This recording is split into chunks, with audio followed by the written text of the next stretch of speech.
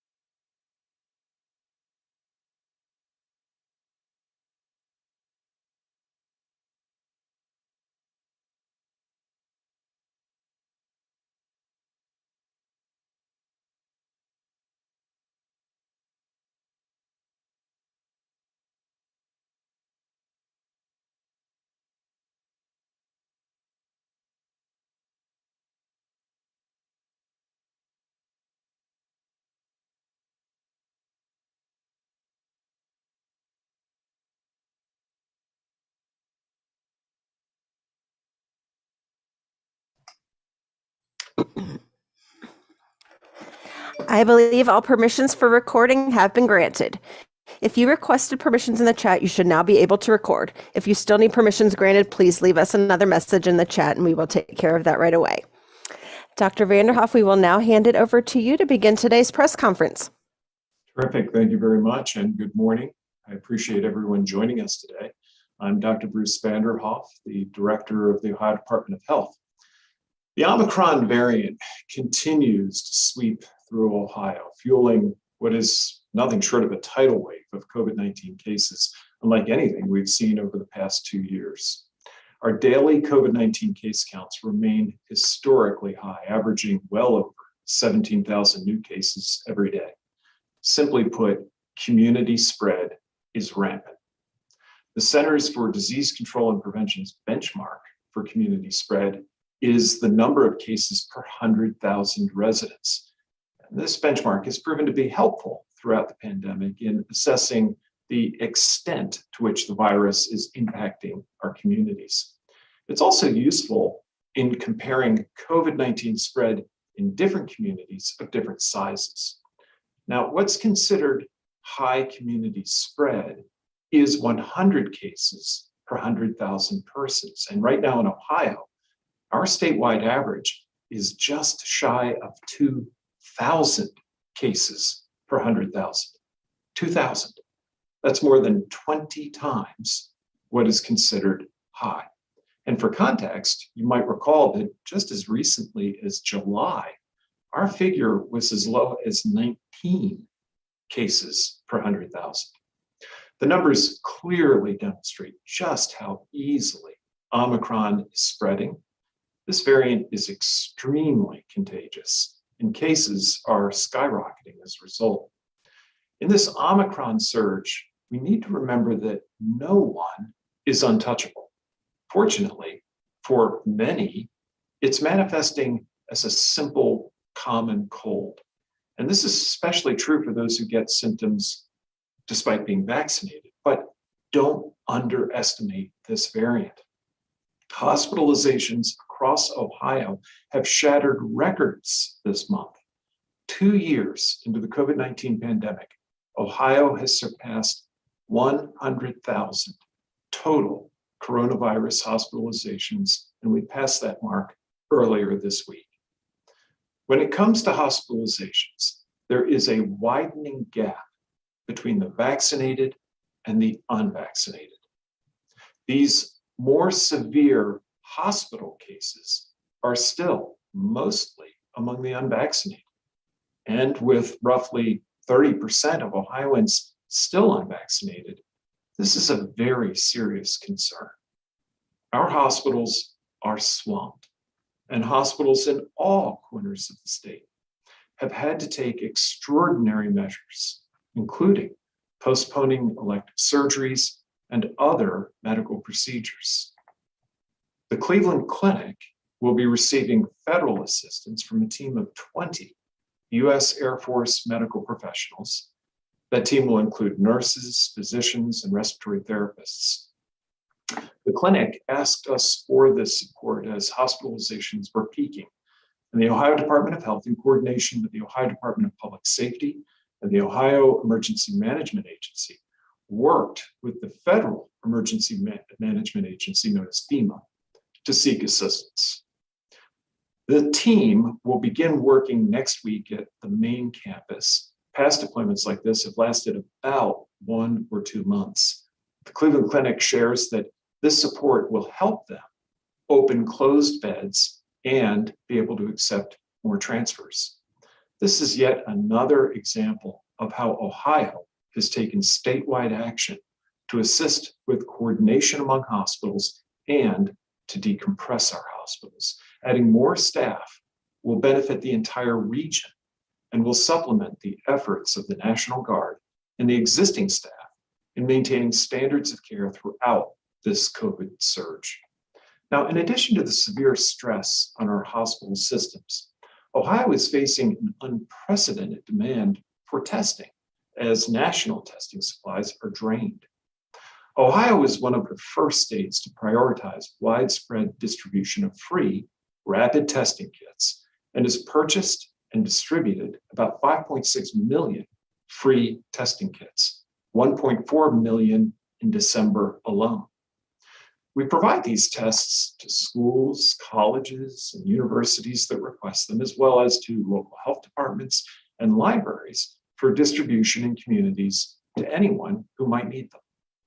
This month, Ohio ordered 1.2 million proctored test kits. Those are the ones that use a telehealth session to guide users through the testing. But only a fraction of those tests have arrived and are being distributed due to a shipping delay. As a result, Ohio is prioritizing the state's supply to first support testing for our K-12 schools and colleges and universities. COVID-19 tests are essential to helping ensure in-person learning and ensuring that that continues for students and their teachers. Because schools are experiencing significant new demand for tests as COVID-19 cases surge, the state is temporarily pausing shipments to our other community partners, including libraries and local health departments, until inventory and the supply chain have stabilized. Now, while testing supply chains are challenged, it's important to note that there are many testing opportunities available in Ohio beyond state-provided rapid tests. Over-the-counter rapid testing kits can still be purchased at many locations, including pharmacies and grocery stores. Testing is also available at many urgent care locations, community health centers, retail locations, and pop-up sites. And of course, we continue taking decisive actions to help expand testing availability statewide with the help of the National Guard. This week, Governor DeWine announced additional testing locations that will receive Ohio National Guard support. This is part of continued efforts to alleviate our stressed hospitals and hospital systems and to bolster our overall provision of testing for all Ohioans. This effort started last month with the Walker Center in Cleveland to support Cleveland area hospitals as they contended with unprecedented demands on both testing and patient care. Since the launch of the Walker Testing Center, more than 22,000 people have been tested, averaging more than 1,100 people every day. That's remarkable. Now, 15 testing locations are receiving similar support through the Guard that's diverting testing from overwhelmed emergency departments and expanding the capacity of our testing centers, in some cases, doubling or tripling that capacity. Today, we're joined by Major General John Harris with the Ohio National Guard. Major General Harris is here to provide an update on the steps the Guard is taking to offer Ohioans expanded testing options and to offer a degree of relief to some of our hardest hit hospitals. Major General Harris, can you tell us a little bit more about how you manage and support so many Guard members being deployed to Ohio's hospitals? Thank you, Dr. Vanderhoff. And as always, thank you and your colleagues for the great work you're doing during this pandemic. We currently have close to 2,000 Guard members deployed across the state in various hospitals at 60 locations, about 48 hospitals and 12 individual freestanding testing sites, in addition to three testing sites that we have going on internal to the hospitals. As you can imagine, maintaining command and control over such a large footprint can be very difficult. One of the great things about the National Guard, quite frankly, is that we are configured for disasters and emergency response. And this in fact, is that kind of disaster. So when Governor DeWine called me initially and said, we're going to deploy the Guard to help with the strain in these hospitals, we were able to very quickly overlay a typical military template over top of this disaster. So we configure in 10-person teams. Those 10-person teams have organic leadership, whether they're medical or the non-medical teams that are doing the support functions inside the hospitals. We can take that 10-person team and overlay it over any type of mission.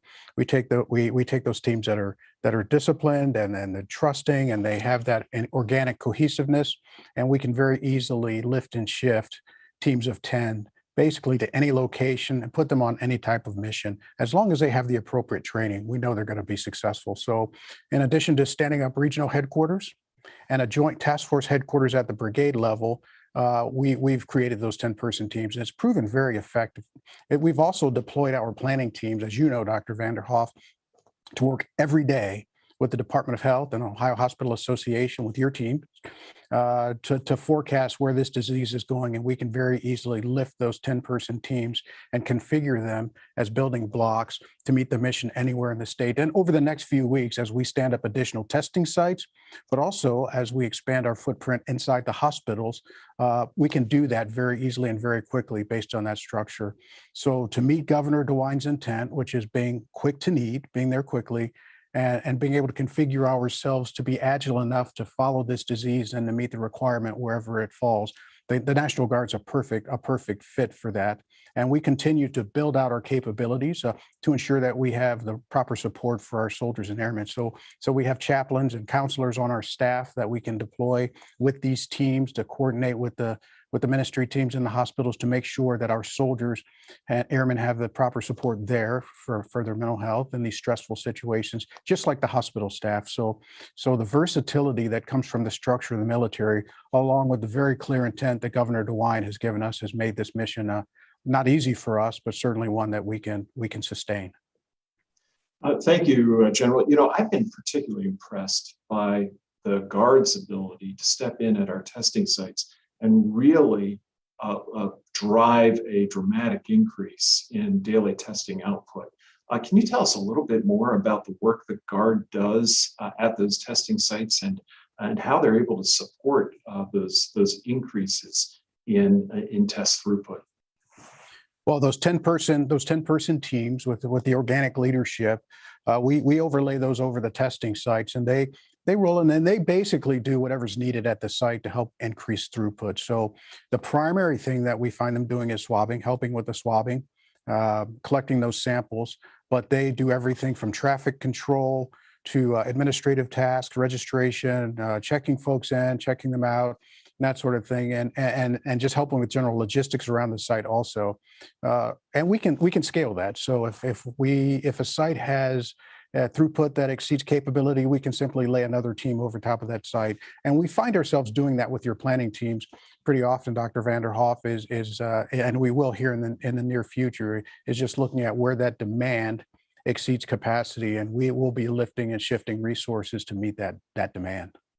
Well, thank you so much, General. Thank you and all the Guard members for your service. I know on behalf of all Ohioans, we're immensely grateful, and the impact that you and your service members are having is very impressive. So many thanks. Thank you, sir. Next, we're joined by Dr. Daniel Bachmann, who's an emergency physician and director of emergency preparedness at the Ohio State University Wexner Medical Center. And he's here today to talk a little bit about Omicron's impact on our hospital emergency rooms. Dr. Bachmann, Ohio State recently opened a COVID-19 testing center that's supported by the Guard. Can you share a little bit more about how this testing site is actually helping to decompress the emergency room and help the emergency room cope with this unprecedented surge? Thanks for having me on, Dr. Vanderhoff, and I'd be happy to share our experience. As Major General Harris has outlined, there's a number of different tasks and jobs that the National Guard is playing a role.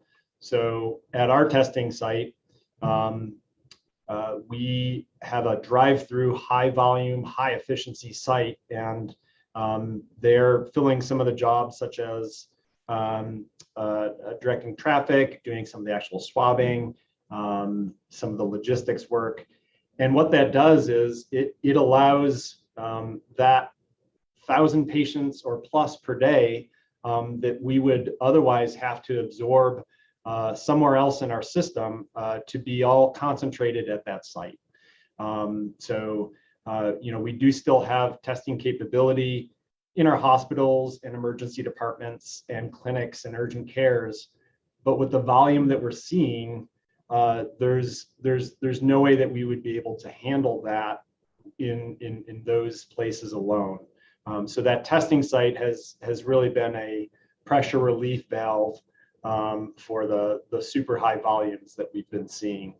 The one thing that I would add that Major General Harris didn't specifically allude to in terms of what his members and what the National Guard are doing is the morale boost and the positive impact that they have on our staff and on everyone that they're interacting with. I've heard multiple stories from my staff, from our testing site. We have National Guard working in our hospital also, and it's just really a morale boost to have them there. As everyone knows, this has been a long pandemic that we've been dealing with, and so that impact can't be understated, and we really appreciate that. Thanks. Dr. Bachmann, tell us a little bit more about life in your emergency room. What are some of the ways that you and your team are responding to cope with this rapid rise in people seeking your medical care? So yeah, this rise in cases has meant an increase in our volume through the emergency department, as well as an increase in volume of patients that require hospitalization.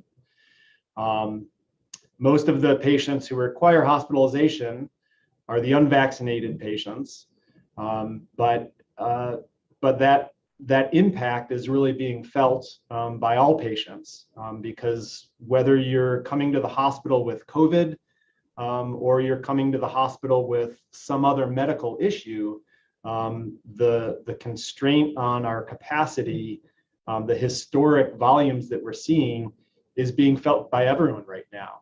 And I can give you an example of that. This morning in my county, we had well over 100 patients waiting to be hospitalized, and throughout all of the healthcare systems and hospitals in my county, we had less than 10 beds to fit those patients. So it creates a backlog. The National Guard, again, as I mentioned, has been useful in the hospital also, besides with the testing, and that has provided us some increased capacity to absorb some of this volume. We are also using our staff in creative ways to provide, again, higher capacity both in the emergency department and in the inpatient setting. From a testing standpoint, we are at a point that patients won't necessarily be tested if they come to the emergency department and are low acuity, meaning they otherwise are pretty well appearing and don't have other illnesses that would place them at high risk for complications from COVID. In those situations, patients may not receive a test, even if they come to the emergency department. They'll still be evaluated, but that testing, adds to some of the inefficiency, and so that's a step that many healthcare systems have taken in response to the high volumes that we're seeing. Thank you, Dr. Bachmann. Just one final question, and that is, what would you, in light of all this, ask members of the community to do to help hospitals cope with the volume that you're seeing? Well, I think there's two things from that standpoint. The first one is one that I alluded to, which is vaccination. It is not too late to be vaccinated, and the impact of being vaccinated is real. It doesn't mean that you won't necessarily get infected with COVID at some point, but what it does mean is that your chance of needing to be hospitalized and your chance of having serious effects from a COVID infection are much, much, much lower if you're vaccinated. So again, I can't stress the importance of vaccination enough. I think the other thing that we're seeing, especially right now, is the high volume and the decision to seek care and/or testing at all. If you have COVID symptoms, but you otherwise feel well, you may not need to be evaluated in a healthcare setting. You can start with simple measures, such as doing a test at home if you have a home test available, going to a testing site. Again, there are testing sites that are sponsored by public health departments, by healthcare systems. There are commercial testing sites at drugstores, and you can get a test and answer the question, do you have COVID in that manner? And if you determine that you have need for emergent care over and above your question of, do I have COVID, then it's still appropriate to come to the emergency department. But that's not necessarily something that most or all of patients who have COVID symptoms really need to do. The last thing that I would mention is call your primary care physician. That phone call to answer a few questions, if you're not sure which of those routes that you should go, can be a helpful thing. Thank you so much. Next, I'm joined by Dr. Jennifer Wall-Forrester, Associate Chief Medical Officer and an infectious disease physician at UC Health in Cincinnati. Dr. Forrester, so we've been talking about the Omicron wave and the impact it's having on all parts of Ohio, which of course is including Southwest Ohio. And my question relates to the fact that many more people with Omicron are reporting more cold-like symptoms than we heard with previous variants of the virus. And that might mistakenly cause some people to dismiss Omicron and really not worry about it. And yet at the same time, we're seeing very high numbers of hospitalizations, an all-time high here in Ohio. Can you describe a little bit more about the patients that you're seeing get hospitalized during this Omicron surge? Yeah, so you're right. Most patients do experience kind of the upper respiratory symptoms with Omicron, a little different than prior variants. I've actually seen patients who perhaps maybe have a little bit more flu-like symptoms than even just a regular cold. So kind of some bad muscle aches. Most of them will stay out of the hospital. But because of the sheer number of infections, as you've said, our hospitalizations are skyrocketing. It's just simple statistics, right? Even if 15% are hospitalized, 50% of record high numbers are record high admissions.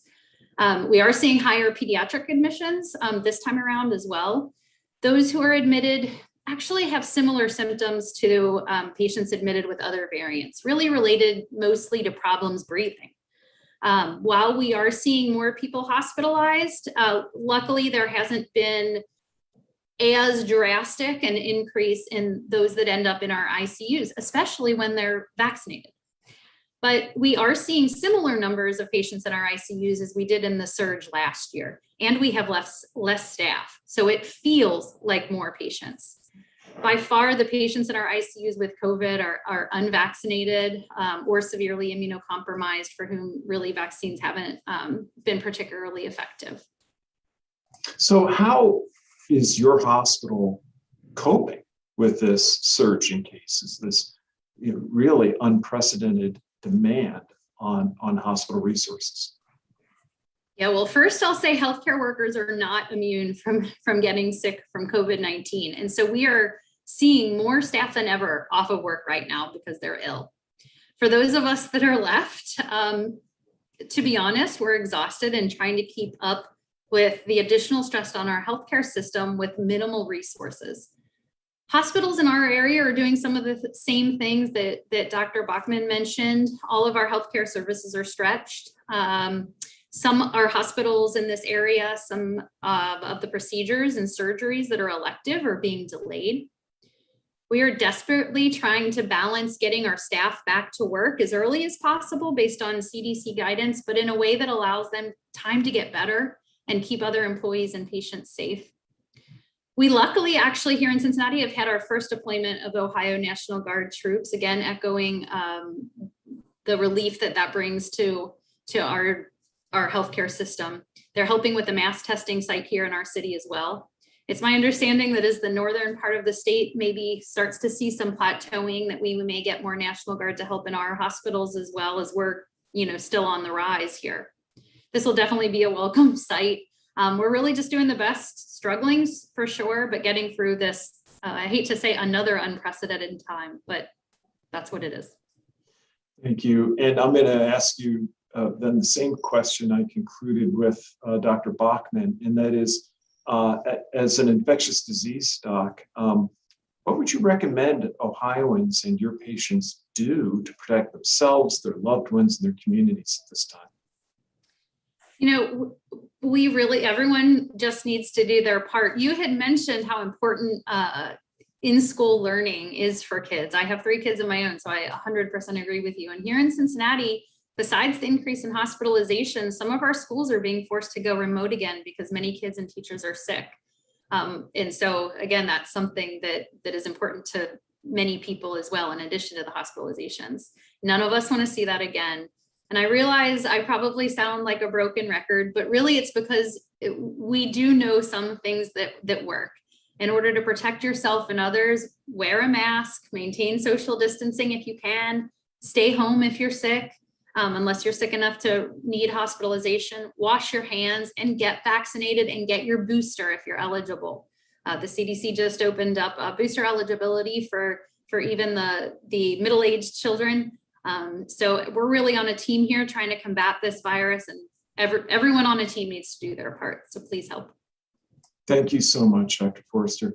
Well, many people are wondering if maybe we're reaching the peak, particularly up in the northern part of the state.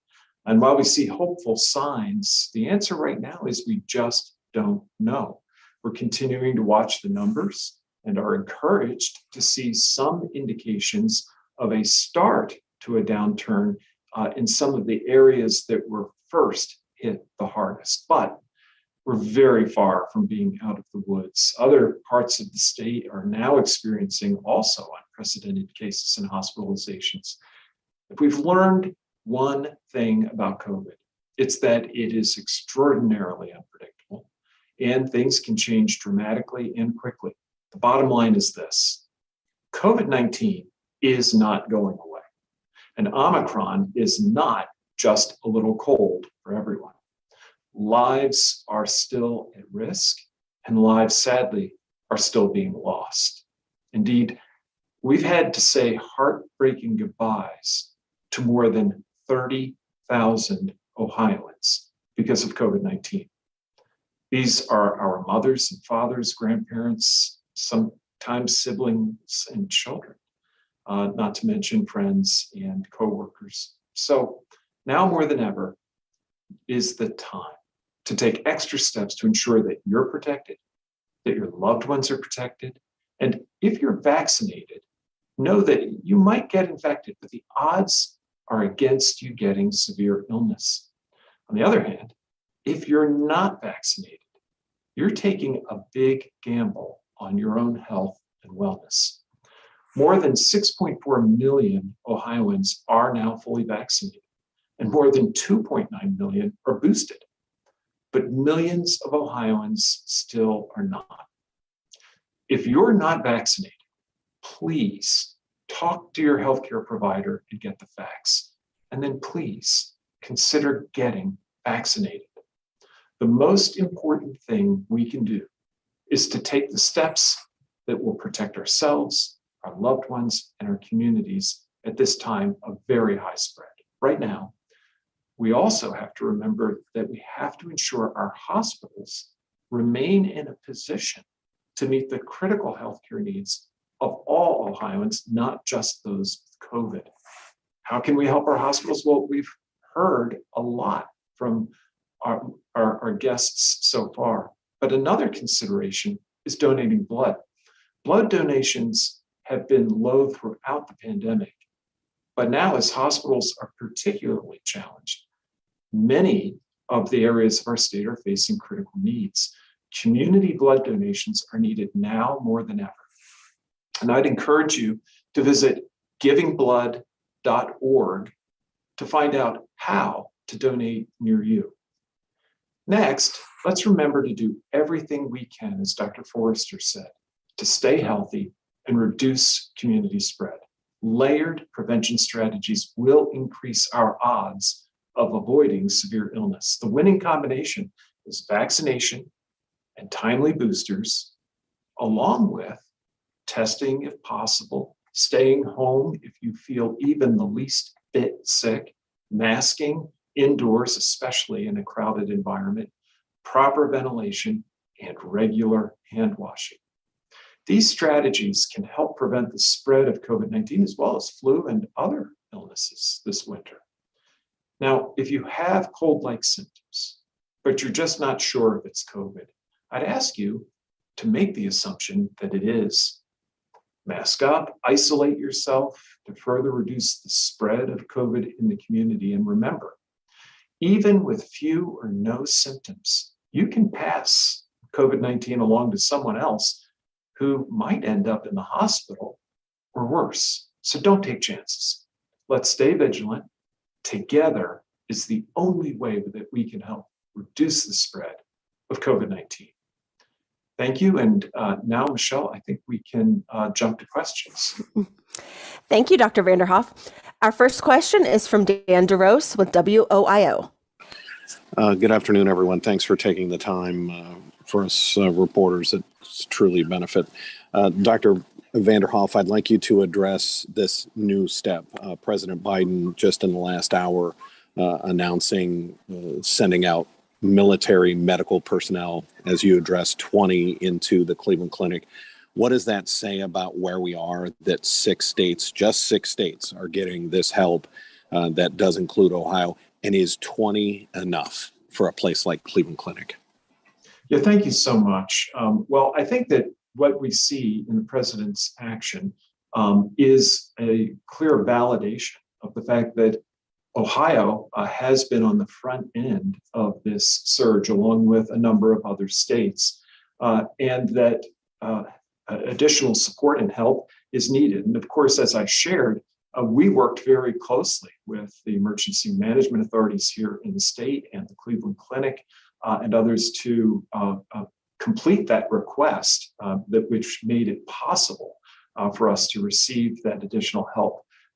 But Governor DeWine really took decisive and substantial action in this direction a number of weeks ago in the move to deploy the Guard. So we've already been on this footing of responding in a decisive way to augment the human resources available to our hospitals, as they have been working collaboratively and working so well and so professionally to respond to this unprecedented crisis.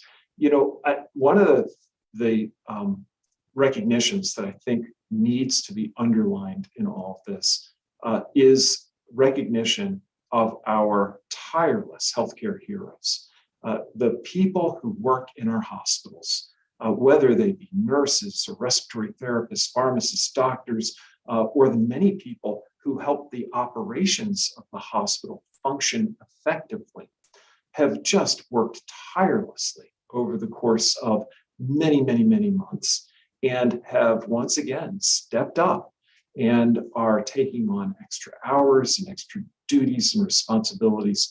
And we can't, as Ohioans, really thank them enough. So when you encounter a healthcare professional, they're tired and yet they remain committed, thank them, give them your vote of confidence. Our next question is from Joe Ingles with Ohio Public Radio and Television. Hello, doctors. Thank you for doing this. I appreciate it. I want to ask you a question about the new priorities. Doctors have explained that antigen tests that will be used in the schools don't often show Omicron immediately. In fact, a recent study shows it can take up to 3 days for the rapid test to show COVID.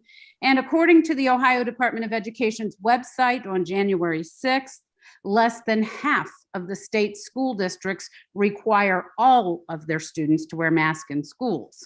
So wouldn't the better choice be to provide high quality masks to all of Ohio's schools so unmasked kids can not spread the virus around, and keep those antigen tests available for the larger community where people can actually test over time? Well, thank you so much for that question. And I'll start off fielding. There are a number of layers to your question. First of all, of course, we have continued throughout the pandemic to strongly advocate for masking in our schools. There's a tremendous now amount of data and support scientifically for the benefit that the masks provide in the battle against COVID-19 and as a part of our efforts to keep kids safely in our schools. So we've continued to encourage that. And of course, we have continued to support schools with the provision of very large numbers of masks throughout the course of the pandemic. In terms of the testing availability for our schools, as we've said so far today a number of times, layered strategies are the best strategy. You know, a mask is not perfect. a test is often not perfect. But when we apply the tools that we have and we apply them together, we often are able to achieve a more substantial result than if we were doing it with those things in isolation.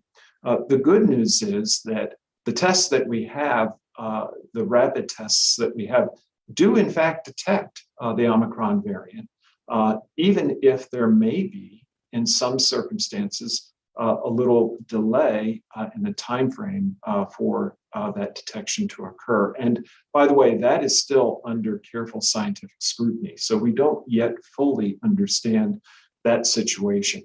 What we do know is the tests are still detecting the Omicron variant, and I think that's an important thing for us to recognize. So our approach has been to take a very layered approach and to use all the tools that are handed. And we'd encourage school districts around the state at this time, with a focus on keeping our kids in in-person learning, to use all the tools that are available. Our next question is from Alan Henry with NBC4. Thank you so much for your time. We're just curious, we're hearing a lot from our viewers about test kits being very difficult to find. So you kind of touched on this earlier, but what would you want Ohioans to know who are out there looking for a way to get tested, especially with those kits, and try to get that test day of so they can go back to work or back to school? Yes, well, thank you for that question. Well, in addition to what I shared already, let's remember that Ohio was one of the very first states to prioritize widespread distribution of free rapid test kits. And as I mentioned, in the last year, we've distributed 5.2 million of those. Demand, as I've shared, is very high now. It's been high throughout the pandemic, but particularly so now. So as a state, we've been working in close partnership with local testing partners that have included local health departments, public libraries, schools, community health centers, all with an eye towards being able to distribute in as an accessible a way these over-the-counter self-administered tests. But that supply chain nationally is being challenged. But in addition to those tests, I don't want us to lose sight of the fact that we have many, many other efforts in play. Over-the-counter rapid testing kits can still be purchased at many locations statewide that include pharmacies and grocery stores. And we're seeing incredibly high numbers of Ohioans who are getting tested to the tune of 60,000 plus every day just this past week. And these tests are being performed for a wide range of reasons, but they are, in fact, being performed. And I think we feel very good about that.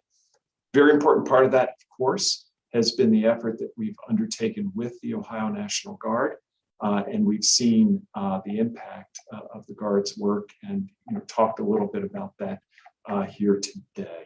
So I'll open to my guests. I don't know if there's anything that they would like to add to the question about testing and testing availability. I'll just add that I agree some of these mass tests National Guard have been incredibly helpful in Cincinnati. Certainly, I don't think you can find a rapid antigen test on shelves in any pharmacy, or I know the library is out of them all the time now.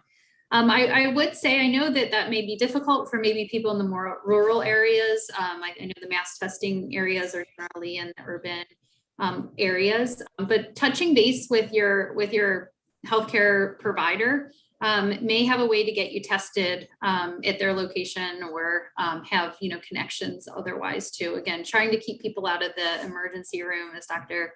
Bachmann mentioned, but oftentimes we have ways to get you tested too. They may not be as quick as the antigen test, but again, a piece of information to get you the answer that you need. And just for clarification, I do want to make sure that people know that we have a large number now of sites that we're supporting testing with the help of the Guard. And you, again, I think, can go to health providers in your area to learn more about some of that. We also have information that's posted on our website, coronavirus.ohio.gov, and there's an Ohio National Guard report that is listed there. So many sites now across the state are being supported, including ones in communities like Zanesville, the areas like Chillicothe. So we are aiming to deploy these capabilities as broadly in the state as possible. Yeah, I think Dr. Vanderhoff and Dr. Forrester really covered it all. I don't have anything to add to that. Thank you, doctors. Our next question is from Sarah Shookman with WKYC. Good morning, Dr. Vanderhoff. A few follow-ups about Cleveland Clinic's federal assistance. How are these medical military teams different than the National Guard members we have already deployed? Are these jobs the National Guard can't fill either because of training or vaccination status or because they're needed elsewhere, or is it related to the length of the deployment? And secondly, the White House also said it expects to see more of these military deployments. Would you expect other hospitals or other parts of the state to receive federal help? Well, I can answer that question to a degree, but I would defer to military experts. And I don't know that the general is actually able to still be with us at this point in terms of some of the greater details. When we completed this application in partnership with local authorities and the Cleveland Clinic, it was with an objective of adding additional resources to those that were already being deployed or provided from within the state. And so these, I think, really can be looked upon as incremental healthcare human resources that are being deployed, vital resources to augment our state's ability to respond. They are not viewed as replacements for those resources, but an addition to the resources that we're providing.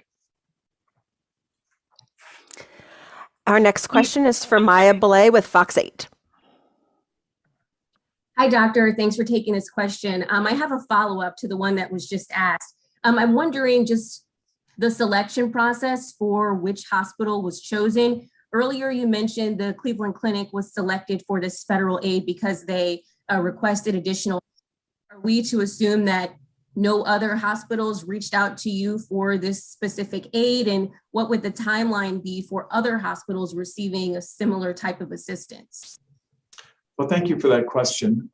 We have made the hospitals across the state aware of the potential availability of this kind of assistance and what the federal application process is, and have committed to working with hospitals that believe themselves to be good candidates to complete the application and have our support behind the application. There are other hospitals with whom we have been working. I don't know the state of that application process as we're speaking now, but the decision at the federal level is a decision at the federal level and not one that I can speak to. Our next question is from John London with WLWT News 5. Thank you, and I'm interested in hearing from Dr. Forrester about Cincinnati, just made mandatory for all city workers to mask. I know the city's reluctant to issue a public mask mandate, but as you know, health officials yesterday were asking people who pack bars and go to the Big Bengals playoff game on Saturday to mask.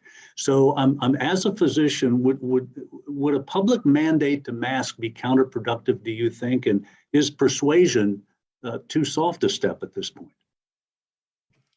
Gosh, I wish I had the answer to that question. I do I do believe that we should be out there masking. I'll be honest with you. I don't know that I've gone into a public area without a mask since this all began.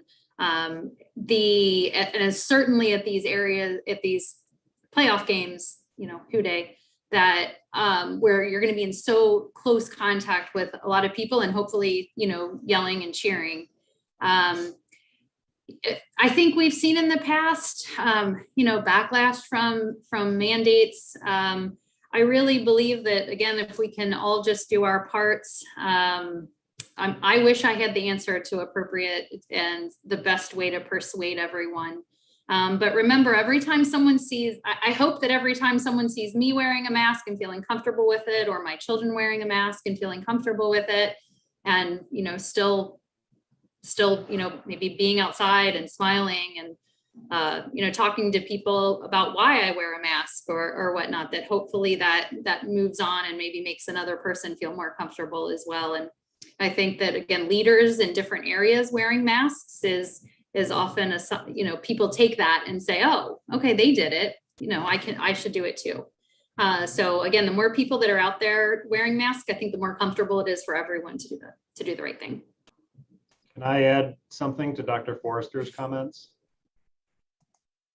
Yes, please. Thanks. So the one additional benefit that I would, I agree with everything that Dr. Forrester said in terms of benefits of masking, but I would add this additional one, which is we're seeing influenza currently, and a mask helps for all respiratory viruses, not just the COVID-19 respiratory virus. Influenza is also a respiratory virus, and there's really a laundry list of other ones. So that's one more additional benefit that we can add to masking.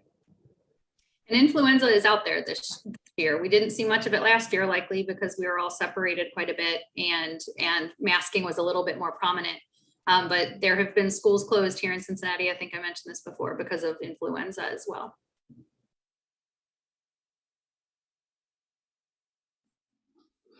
Our next question is from Larry Seward with WCPO. Good morning, doctors. As more people consider the quality of the masks that they're using, I wonder, in hospitals, is there any concern preparation for supply chain strain on the PPE that you all use, the N95 masks? And specific to Dr. Forrester, where do you see the National Guard members deployed, helping first and best in your hospital system? Okay, well, first, in terms of the masking question, health leaders all across the state have been very mindful of the importance of masking and preparation for having adequate mask availability. And that's included an ongoing partnership between the Ohio Department of Health and our hospitals, both pediatric and adult. And as I've shared before, we in fact talk multiple times a week and have done so throughout the pandemic. So our supplies of masks for use in medical settings right now is adequate. We are not facing right now challenges related to supplies. We are not facing challenges related to physical infrastructure. What we're facing are challenges related to staffing. And we've outlined those before, so I won't go into those in depth. But rest assured, when you go to a healthcare facility, you can be very confident that they are applying the guidance that has been provided by national health experts and are required by organizations like the Centers for Disease Control, and that they have the supplies necessary to ensure that can continue even as we're facing these unprecedented numbers of patients. So that would be my answer there. Let me pause and segue to Dr. Forrester, because she's a hospital-based infectious disease doctor, and I think can underline some of this and the confidence I think that the public can have when they go into a hospital. Dr. Forrester? Yeah, I'm going to send a shout out to all the supply chain people who, again, a year and a half, 2 years ago, were very, very concerned about the supply of particularly N95 masks. and we made our way through that. But completely agree with Dr. Vanderhoff. They have done a fantastic job of, again, throughout the state and even locally and regionally, of making sure that our healthcare workers are protected appropriately.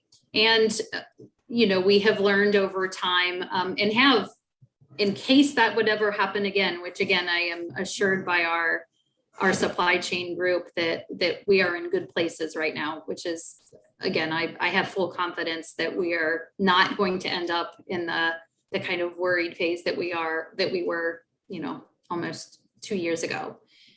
Yeah, I fully agree with that. In terms of the question regarding the Guard, I can answer that from the perspective of being the director of the Department of Health. And unfortunately, Major General Harris is no longer, I believe, able to be with us on this call.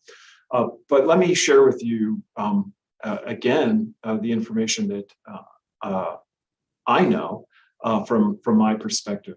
Over the course of the past weeks, Governor DeWine has now announced waves of Ohio National Guard activations, and these have been designed specifically to provide support, both clinical and non-clinical, to our hospitals in a manner that allows them to face these growing clinical demands, and to do so in an adaptable way, and in a way that through continued conversation with hospitals across the state to assure that the Guard are deployed where they're needed most in the state. So our response, I think, has been extremely robust. And the Ohio Department of Health has been working closely in turn with the Guard and the Ohio Hospital Association and the hospital zone leaders to assure that we're identifying where those sites of greatest need are. And these decisions are based on factors that include case levels, emergency department strain, hospital capacity, and a whole variety of other measures that help us understand where the impact can be the greatest. I think that we should feel very proud as Ohioans that, as of yesterday, the total Guard deployment of members who are working with Ohio's healthcare systems was now at about 2,300 members. And that's a very substantial response, especially in comparison to, while we're grateful for it, the smaller 20-person deployment that we referenced earlier coming through the national FEMA deployment. Again, very helpful. But let's remember the context of the much larger Guard response that's already underway. Thank you, Dr. Vanderhoff. Our final question for today is from Spencer Hickey with Hannah News. Thank you. I wasn't sure if I was going to make the cut on that. Just to clarify, because I haven't been able to keep up with the federal announcement, these 20 medical personnel from the U.S. Air Force, is that the extent of the federal deployment at this time, or will there be more coming to locations that haven't been determined yet? Well, the applications, this is a hospital by hospital application process that enjoys then strong support from Ohio's emergency management, the Ohio Department of Health, and other arms of Ohio state government. So this again is a targeted application process, and we've been working with hospitals who are interested, who believe themselves to be good candidates and want to go through the application process on submitting those applications. We're delighted to see that the Cleveland Clinic was recognized for that first deployment here in the state. But we'll continue working with hospitals, and we'll see what the FEMA determinations are as we proceed forward. But rest assured, Ohio is acting to address the needs here in Ohio through the National Guard and the Ohio Department of Health and other state resources to ensure Ohioans are able to get the care that they need. We're grateful for the additional support that we are now receiving targeted to the Cleveland Clinic. But we are also very proud of the response here in Ohio. Thank you to our guests today. Dr. Vanderhoff, do you have any closing remarks? Just want to again thank the guests who were with us here today. Want to recognize and thank our Guard members for their service and the real impact that they're having, and express my appreciation to the press corps for your continued attention to this really, really important issue. Thank you. This concludes today's press conference. Thank you again for joining us.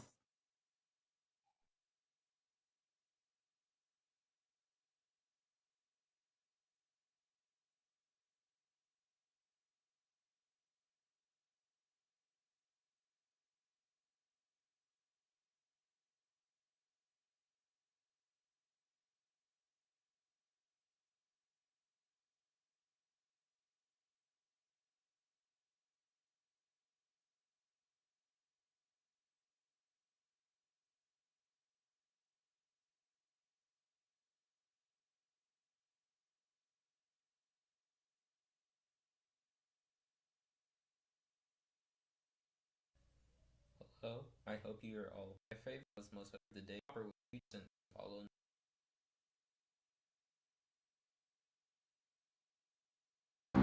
Hi, I'm Susan Bennett, the original voice behind the world's most famous assistant, Siri.